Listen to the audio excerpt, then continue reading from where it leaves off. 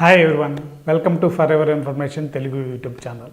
మనము కంప్యూటర్ కానీ ల్యాప్టాప్ కానీ రోజు యూస్ చేస్తూనే ఉంటాము. మనం యూస్ చేసేటప్పుడు కీబోర్డ్ అనేది కంపల్సరీ యూస్ చేస్తూ ఉంటాం. కొంతమంది ల్యాప్టాప్కి కూడా యూఎస్బి కీబోర్డ్స్ అటాచ్ చేసుకొని దాన్ని యూస్ చేస్తూ ఉంటారు. ఈ వీడియోలో అసలు ఎన్ని రకాల కీబోర్డ్స్ ఉన్నాయి, మనం రెగ్యులర్గా యూస్ చేసే మెంబ్రెయిన్ కీబోర్డ్ అంటే ఏంటి, లేదా లేటెస్ట్గా వస్తున్న ఈ మెకానికల్ కీబోర్డ్స్ ఏంటి, మెకానికల్ కీబోర్డ్లో ఉండే రకరకాల స్విచ్చెస్ ఏంటి, దాంట్లో ఉండే రకాలు ఏంటి, ప్లస్ లేజర్ కీబోర్డ్ అనేది ఈ మధ్య కొన్ని వచ్చున్నాయి.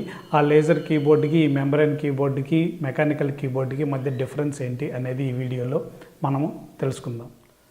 మనము బయట ఎప్పుడైనా కంప్యూటర్స్ యూజ్ చేస్తూ ఉన్నప్పుడు మన ఇంట్లో ఉండే కంప్యూటర్కి కీబోర్డ్కి మనం అలవాటు పడి ఉంటాం. కాబట్టి బయట ఉండే కీబోర్డ్లు ఏమైనా యూజ్ చేసినప్పుడు, అంటే ఇంటర్నెట్ సెంటర్లో కానీ, బయట వేరే వాళ్ళ ల్యాప్టాప్స్ తీసుకున్నప్పుడు కానీ, కంప్యూటర్స్ తీసుకున్నప్పుడు కానీ ఆ కీబోర్డ్ని కానీ యూజ్ చేసామంటే మనకి స్పష్టంగా మన కీబోర్డ్కి వాళ్ళ కీబోర్డులకి లేదా డిఫరెంట్ కంపెనీస్ యొక్క కీబోర్డులకి మధ్య వ్యత్యాసం అనేది మనకి స్పష్టంగా అర్థమైపోతూ ఉంటుందన్నమాట.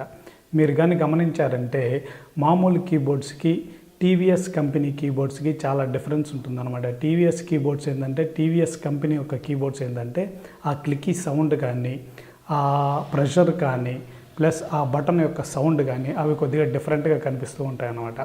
మనం ఏదైతే ఇప్పుడు రెగ్యులర్గా యూజ్ చేస్తున్నామో క్యాలిక్యులేటర్స్లో కానీ, కంప్యూటర్లో కానీ, రిమోట్ కంట్రోల్స్లో కానీ, వీటిల్లో యూజ్ చేసే బటన్స్ అన్నిటి ఏంటంటే ఇవి మెంబ్రెయిన్ బేస్డ్ కీబోర్డ్స్ అనమాట. అంటే ఏముంటుందంటే మన కీబోర్డ్ క్లిక్ చేసిన బటన్ కింద ఒక పెద్ద మెంబ్రెయిన్ ఉంటుందన్నమాట. ఒక రబ్బర్ షీట్ లా ఉంటుంది.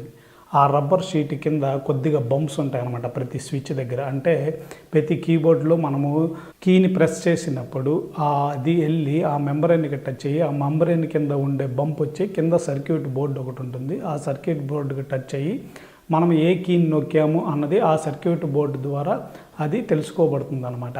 అది రెగ్యులర్గా మెంబ్రెయిన్ కీబోర్డ్లో జరిగేది. అది మీరు రిమోట్ కంట్రోల్లో కానీ, క్యాలిక్యులేటర్స్లో కానీ, మన రెగ్యులర్ కీబోర్డ్లో కానీ పాతవి ఏమన్నా మీ దగ్గర ఉంటే ఒకసారి ఓపెన్ చేసి చూశారంటే మీకు ఈజీగా కనిపిస్తుంది అనమాట. ఆ కీబోర్డు కింద ఒక రబ్బర్ లాంటి మెంబ్రెయిన్ ఉంటుంది. ఆ మెంబ్రెయిన్కి కింద చిన్న బంప్స్ ఇచ్చుంటాడు. ఆ బంప్స్ వచ్చి కింద ఒక ఎలక్ట్రానిక్ సర్క్యూట్ బోర్డు ఉంటుంది. ఆ బోర్డు కనెక్ట్ అయి ఉంటుంది అనమాట. మనం ప్రెస్ చేయగానే ఆ మెంబ్రెయిన్కి టచ్ అయ్యి ఆ మెంబ్రెయిన్ కింద ఉండే బంప్ వచ్చి ఆ సర్క్యూట్లో కనెక్ట్ అయి ఉండే బటన్కి చిన్న బటన్ ఉండదు, అక్కడ చిన్న ఎలక్ట్రోమాగ్నెటిక్ డాట్ లాంటి ఉంటుంది. ఆ డాట్కి కనెక్ట్ అయ్యి మనం పలానా కీ ప్రెస్ చేసాము అని తెలుస్తుంది అనమాట. ఇది యాక్చువల్గా మెంబ్రెయిన్ కీబోర్డ్లో యూస్ చేసే పద్ధతి అనమాట. ఈ మెంబ్రెయిన్ కీబోర్డులో ఉండే మెయిన్ ప్రాబ్లం ఏంటంటే, మనం టైప్ చేస్తున్నప్పుడు మనము మానిటర్లో మనం టైప్ చేసామా లేదా అన్నది విషయాన్ని మనము మానిటర్లో చూస్తే కానీ మనకు అర్థం కాదనమాట. ఎందుకంటే మనము రెగ్యులర్గా టైప్ చేసుకుంటూ వెళ్తూ ఉన్నాం అనుకో, ఆ మానిటర్లో చూసి పలాంటి ప్రెస్ అయింది మనము పడుతూ ఉందా లేదా, ప్రింట్ అవుతుందా లేదా అనేది చెక్ చేసుకుంటూ ఉండాలి. ఎందుకంటే మనకి ఇక్కడ ఈ మెంబ్రెయిన్ కీబోర్డ్లో ఫీడ్బ్యాక్ అనేది తెలియదు అనమాట. ఇప్పుడు మనము మెకానికల్ కీబోర్డ్ గురించి చెప్పుకుందాం. ఈ మెకానికల్ కీబోర్డ్లో ఏంటంటే ఆ రబ్బర్ మెంబ్రెయిన్ అనేది ఉంటుంది అనమాట. ఇక్కడ ఏంటంటే స్ప్రింగ్స్ ఉంటాయి, లీవర్స్ ఉంటాయి. ప్లస్ ఇక్కడ మనము ప్రెస్ చేయగానే ఇది ప్రెస్ చేసామా లేదా అని మనం మానిటర్లో చూసుకోవాల్సిన అవసరం లేదు. మనకి అక్కడికే ఫీడ్బ్యాక్ వస్తుంది అనమాట. మెకానికల్ కీబోర్డ్లో చాలా రకాలు ఉన్నాయన్నమాట. ఫర్ ఎగ్జాంపుల్ ఏంటంటే లీనియర్ కీబోర్డ్స్ అని ఉన్నాయి, క్లిక్కీ కీబోర్డ్స్ అని ఉన్నాయి, టాక్టైల్ కీబోర్డ్స్ అని ఉంటాయి అన్నమాట. ఈ టాక్టైల్ కీబోర్డ్ ఏంటంటే దాంట్లో మనకి సౌండ్ రాదు. మనం ప్రెస్ చేయగానే మనకేదో చిన్న బంప్ వచ్చినట్టు. అంటే ఇప్పుడు ఐఫోన్ 6s, ఐఫోన్ 7 ఈ ఫోన్లలో ఏంటంటే టాక్టైల్ ఫీడ్బ్యాక్ అనేది ఒకటి ఉంటుందన్నమాట. అవి లేటెస్ట్ ఫోన్లలో కూడా వస్తున్నాయి. మనము అది ప్రెస్ చేసినప్పుడు ఏంటంటే మనకి ఒక చిన్న ప్రెషర్ అనేది ఏలుగు తెలుస్తుంది అనమాట టాక్టైల్గా. అంటే మనం ఇది ప్రెస్ చేసాము అని చెప్పి. లేదా కొన్ని ఏంటంటే క్లిక్ సౌండ్ పర్ఫెక్ట్గా వస్తుంది అనమాట. క్లక్ అని అనగానే మనకి ఫిజికల్గా తెలుస్తుంది అనమాట, ఈ బటన్ని నేను ప్రెస్ చేశాను. ఈ మెకానికల్ కీబోర్డ్స్లో ఇలా లైనియర్ అని, టాక్టైల్ అని, క్లిక్కీ అని చెప్పి 3 రకాల కీబోర్డ్స్ ఉంటాయి అన్నమాట. ఈ మెకానికల్ కీబోర్డ్లో కూడా స్టిఫ్ అని, సాఫ్ట్ అని, మీడియం అని ఇట్లా రకరకాల ప్రెషర్కు సంబంధించిన కీబోర్డ్స్ కూడా ఉంటాయి అన్నమాట. మెయిన్గా మెకానికల్ కీబోర్డ్కి మెంబ్రెయిన్ కీబోర్డ్కి డిఫరెన్స్ ఏంటంటే, మెంబ్రెయిన్ కీబోర్డ్లో మనకి ఏ ఫీడ్బ్యాక్ రాదు. మానిటర్లో చూస్తే కానీ మనకి తెలియదు టైప్ చేసామా లేదా అని. కానీ మెకానికల్ కీబోర్డ్లో ఏంటంటే మనకి ఒక సౌండ్ కానీ లేదా టాక్టైల్ ఫీడ్బ్యాక్ కానీ అని వస్తుంది అనమాట.